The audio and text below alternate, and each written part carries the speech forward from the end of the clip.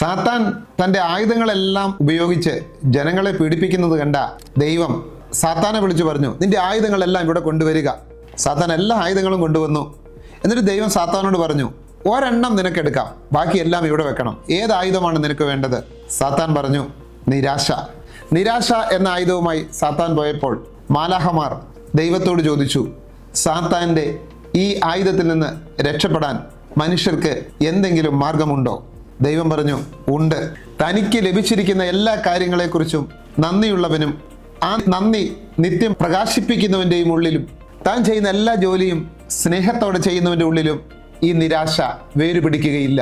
നമുക്ക് കിട്ടിയിരിക്കുന്ന അനുഗ്രഹങ്ങളെ എണ്ണുവാനും അതിന് നന്ദി പറയുവാനും നാം ചെയ്യുന്ന എല്ലാ കാര്യങ്ങളിലും സ്നേഹത്തോടെ നമുക്ക് ചെയ്യാനും കഴിയുമെങ്കിൽ നമ്മുടെ ഉള്ളിലും ഒരിക്കലും സാത്താൻ്റെ ആയുധമായ നിരാശ വേരുപിടിക്കുകയില്ല.